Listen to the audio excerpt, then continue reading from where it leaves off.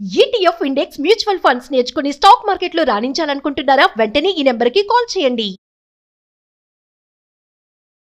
నమస్కారం. కార్తీక్ పురాణం 24వ రోజు పారాయణలోకి వచ్చాం.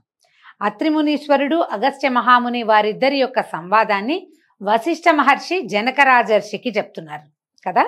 అయితే ఇందులో అత్రి మహాముని ఏం చెప్తారో చూడండి. అగస్త్య మునీంద్ర, నీకు కార్తీక వ్రతమందు హరిభక్తి యందును ఆసక్తి ఉంది కాబట్టి కార్తీక మహాత్మ్యాన్ని ఇంకా చెప్తాను, విను. సావధానంగా వింటే కనుక పాపాలు నశింపజేసేంత శక్తి కలిగింది ఈ పురాణం అని చెప్పి చెప్తున్నారు. కార్తీక మాసంలో శుక్ల ద్వాదశి హరిబోధిని.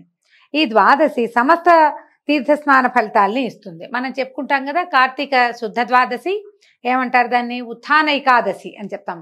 హరి నిద్రలో ఉన్నటువంటి చాతుర్మాస్య దీక్షలో ఉన్న వాళ్ళందరూ కూడా ఈ దీక్ష విడిచిపెడతారు. 4 నెలల నుంచి యోగ నిద్రలో ఉన్నటువంటి పురుషోత్తముడు ఈ రోజున లక్ష్మీ సహితంగా పాలకడల్లో నిద్రలోంచి లేచి వస్తాడు. ఏకాదశి వెళ్ళిపోతూ ద్వాదశి వస్తూ ఉన్నటువంటి ఘడియల్లో అన్నమాట. హరిబోధిని ఏకాదశి, ఉత్థాన ఏకాదశి, ఇట్లాంటి రకరకాల పేర్లతో చెప్తారు. ఈ మర్నాటిని కూడా హరిబోధిని ద్వాదశిగానే, ఎందుకంటే ద్వాదశి నాడు దర్శనమిచ్చాడు స్వామి. ఏకాదశి నాడు లేచి ద్వాదశి నాడు కనపడ్డాడు అనమాట. కాబట్టి ఈ ద్వాదశి పరమ పవిత్రమైనది, సమస్త తీర్థ స్నానము ఫలితము ఇస్తుంది ఇది. అందుకని మనం ఏం చేస్తాం, తులసి ధాత్రి కళ్యాణాలు అవి చేసుకున్నాం కదా మొన్న. దాని గురించి చెప్తూ సమస్త యజ్ఞాలు చేసిన ఫలితాన్ని కూడా ఈ బోధన ఏకాదశి ఇస్తుంది. ఇది కాక ఈ ద్వాదశి ఏకాదశి కూడా, ఈ ద్వాదశి హరియందును ఏకాదశి ఎందును భక్తిని పెంపొందిస్తుంది. ఈ రకంగా ద్వాదశి హరికి అత్యంత ప్రియమైనది. ద్వాదశి సూర్యచంద్ర గ్రహణముల కంటే అధికము, ఏకాదశి కంటే 100 రెట్లు ఎక్కువ సమస్త పుణ్యాన్ని ఇస్తుంది. ద్వాదశి నాడు చేసిన పుణ్యం 1,000,000 రెట్లు అవుతుందట. ద్వాదశి పుణ్యం దినం కనుక కొంచెంగా ఉన్నా కూడా పారణకి ఉపయోగించాలి, కానీ ద్వాదశిని విడిచి పారణ చేయకూడదు. అంటే ఏకాదశి నాడు తినరు, ద్వాదశి వెళ్ళాక కూడా తినకూడదు, ద్వాదశి ఎందే తినాలి, విడవకూడదు ద్వాదశిని, అది నియమం. ఇతర నియమాలన్నీ విడిచి ద్వాదశి స్వల్పకాలమందు కొంచెమే ఉన్నా చివరికి అయిపోయినా కూడా పారణ చేయాలి. కానీ పుణ్యము కోరేవారు ద్వాదశిని విడవరాదు. ఏకాదశి నాడు ఉపవాసం చేసి మర్నాడు ద్వాదశి కాలము అతిక్రమించక పారణ చేయవలను. ఇలాంటి విన్నప్పుడు మనకు అనిపిస్తుంది, ఎందుకండి తెల్లవారగానే ద్వాదశి ఉంటే సూర్యోదయం అవ్వగానే కాస్త స్నానం పానం చేసేసి ఓమోం అనేసుకుని చటుక్కుని వంట చేసుకుని 9 అయ్యేసరికి అన్నం తినేస్తే సరిపోతుంది కదా అని ఇది అనిపిస్తుంది. ఈ రాజుల కాలంలో వీళ్ళ విధానం ఏమిటి? వీళ్ళు వచ్చిన బ్రాహ్మణులందరినీ గౌరవించాలి, దేవాలయ దర్శనం చేయాలి, యజ్ఞం చేయాలి, హోమం చేయాలి, తర్వాత ఏమో దానాదులు చేయాలి, దానాలు ఎన్నో అభిషేకం చేయాలి. ఇవన్నీ అయ్యి ద్వాదశి ముగిసే లోపల తెల్లవారగానే ద్వాదశి రాగానే చటుక్కుని వంట చేసుకుని భోజనం చేసే అవకాశం ఆ కాలంలో వాళ్ళకి లేదు. ఈ క్రియలన్నీ దానములు, ధర్మాలు, దీపదానాలు ఇవన్నీ అయ్యేసరికి చివరికి ద్వాదశి చివరి వరకు లాగేది అది. ఆ చివరి ద్వాదశి ఘడియలు అతిక్రమించబోతున్నాయి, పారణ చేసేయండి అంటే అప్పుడు కూర్చొని చకచకా భోజనం చేసేవారు. ఈ అంబరీషోపాఖ్యానం అలా చెప్పబడింది అనమాట. ఈ విషయం తెలిసి పూర్వమందు పరమ భాగవతోత్తముడైనటువంటి అంబరీష మహారాజు పారణకి ద్వాదశిని విడవలేదు. అంబరీష మహారాజు ఒకప్పుడు ఏకాదశి రోజున ఉపవాసం చేసి మరునాడు ద్వాదశి స్వల్పంగా ఉండటని తెలుసుకొని ఆలోగా పారణ చేద్దామని అనుకున్నాడు. ఘడియలే తక్కువ ఉన్నాయన్నమాట. ఏకాదశి పెద్దదొచ్చి త్రయోదశి కూడా పెద్దదొస్తే అప్పుడప్పుడు కొన్ని తిథులు కురచవుతాయి, చిన్నవవుతాయి.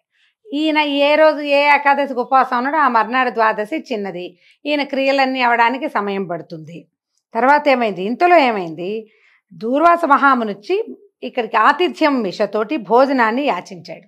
అంబరీషుడు సరేనని, ద్వాదశి పారణ చేస్తున్నాను మహానుభావ, తమరు కూడా వచ్చి ద్వాదశి పారణ చేయండి నాతో పాటు అని చెప్పాడు.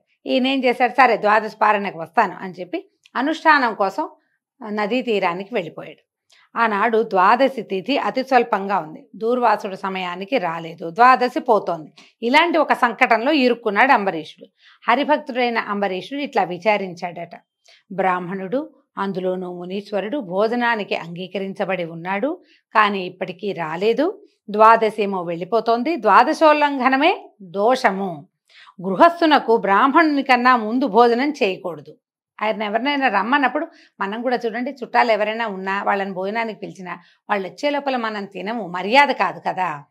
అయితే ఇప్పుడు చేయకూడదు. బ్రాహ్మణుడి కంటే ముందు కనుక నేను భుజించానా కోపించి అగ్నితో సమానుడై శాపాన్ని ఇస్తాడు. ఇప్పుడు ఏ విధంగా నాకు కుశలం కలగదు, ఎలాగూ రిస్కే ఇది. ఉపవాసం అందు ఎట్లు ఏకాదశిని విడవరాదో అట్లే పారణ యందు ద్వాదశిని విడువరాదు. ద్వాదశిని విడిచిన ఎడల హరిభక్తిని విడిచిన వాడగును.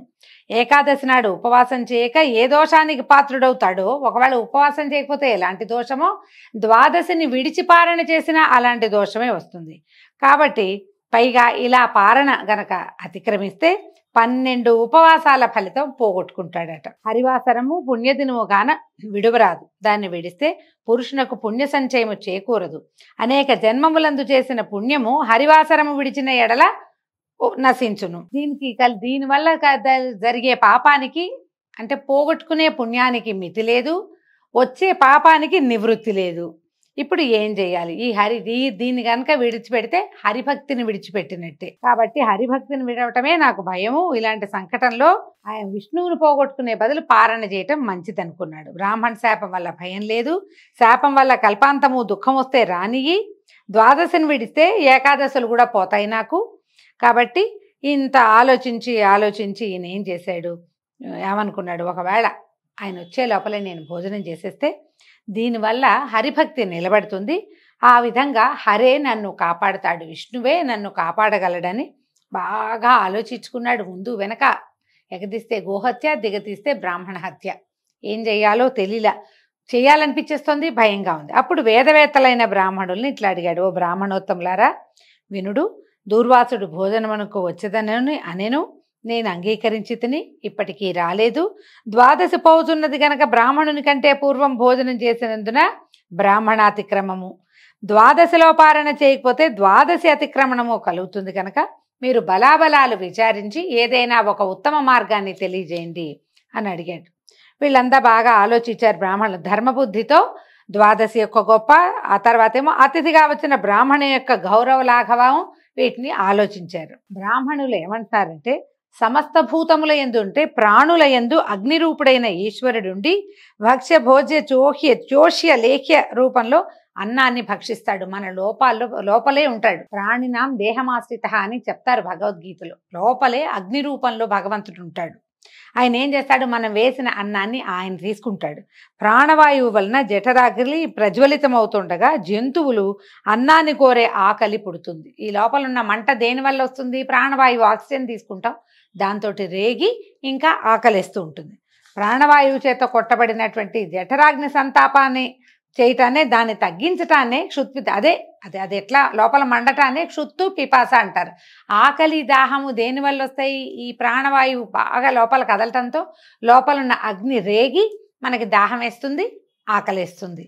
కాబట్టి ప్రాణసహితంగా అగ్ని సర్వం సహా పూజిత అవుతున్నాడు. కాబట్టి సర్వభూతముల యందున్న అగ్నిని నిత్యము పూజించవలను. అందుకనే అన్ని దానాల్లోకి అన్నదానమే అత్యుత్తమమైనదిగా చెప్పబడుతుంది. ఈ ప్రాణుల లోపల ఉన్నటువంటి ఆ జఠరాగ్ని శాంతింపచేస్తేనే, అగ్నిని శాంతింపచేస్తేనే భగవంతుడు శాంతింపబడతాడని. కాబట్టి తన ఇంటికి వచ్చిన తర్వాత వచ్చిన వాడు శూద్రుడు కానీ చండాలుని కానీ అతనిని విడిచి భుజించరాదు. సాక్షాత్ ప్రథమ వర్ణమైన భూసురుణ్ణి విడిచి భుజించరాదని వేరుగా చెప్పవలసిందేమిది? బ్రహ్మ నుంచి జన్మించిన వాడు బ్రాహ్మణుడు. ఈ వచ్చిన దూర్వాసుడు, అందులో మహాముని, ఆయన తినకుండా నువ్వు తినకూడదు. గృహస్థు స్వయంగా అతిథిని పిలిచి అతిథి కంటే తను ముందు భుజిస్తే గనక పరమావమానం అవుతుంది, అది తప్పు. భూసురావమానం చేత ఆయుష్, ఐశ్వర్యము, కీర్తి, ధనము ఇవన్నీ నశించిపోతాయి. ఇదేమిటి అదేమిటి? మనసులో ఉండే కోరిక అంటే నీ సంకల్పితం అంతా, నీకేమేమి కావాలో అవన్నీ పోగొట్టుకుంటావు. భూసురులు అందరూ కూడా స్వర్గం ఉండేటువంటి దేవతలతో సమానం అని చెప్తారు. భూసురుడు అంటే బ్రాహ్మణుడు అని చెప్తున్నాడు అనమాట. భూసుర అంటే అదే భూమి యందు ఉన్నటువంటి దైవం అన్నమాట. దేవతల్ని తిరస్కరించుట చేత అంతా నశిస్తుంది. జాతి మాత్రం చేతనే భూసురులు దేవతలతో సమానులు. ఈ దూర్వాసుడేమో తపోవంతుడు కాబట్టి ఈయన విషయం ఇక చెప్పేదే లేదు. కాబట్టి ఈ భూసురుడు కోపం చేయకపోయినా భూసురుని కంటే ముందు ఆయన ఒప్పుకున్నా కూడా నువ్వు ఆయన కంటే ముందు తినకూడదు. పర్వాలేదు మీరు తినేయండి, మీరు కానివ్వండి అంటారు. అలా కూడా తినకూడదట. ఈయన వస్తానని చెప్పి రాకపోవడం చాలా అన్యాయం. ఈయన ఎందుకు రావటం లేదు? ద్వాదశి లేదు, దానికి లేదు. ద్వాదశి పారను విడిచిపెడితేనూ పాపమే, ఈ బ్రాహ్మణుడిని విడిచిపెట్టినా పాపమే. కాబట్టి రెండూ సమానంగా ఉన్నాయి. ఇందులో లఘుత్వము గురుత్వం లేదు, ఒకటి ఎక్కువ ఒకటి తక్కువ కాదు, రెండూ సమానమే. కాబట్టి మేమేమి చెప్పలేం. ద్వాదశి కాలంలో పారణ చేయకపోతే హరిభక్తి లోపిస్తుంది, పారణ చేస్తే దూర్వాసుడు శపిస్తాడు. ఎట్లాగైనా అనర్థం కాక తప్పదు. అది కొత్తది కాదు, అది కొద్దిగా కాదు, అది కొంచెం కాదు, చాలా ఎక్కువే వస్తుంది. కాబట్టి ఇలా బాగా ఆలోచించారు, తెగదగొట్టుకోలేకపోయారనమాట. అందుకని ఏమన్నారు, నీ దారి నువ్వు ఆలోచించుకోమని చెప్తున్నారు. ఆ చెప్పటం రేపు ఎంత వివరంగా చెప్పారో రేపు ఉదయం విందామండి. దీంతో 24వ అధ్యాయం పూర్తయింది. రేపు ఉదయం 25వ అధ్యాయంలో మళ్ళీ కలుసుకుందాం. నమస్కారం.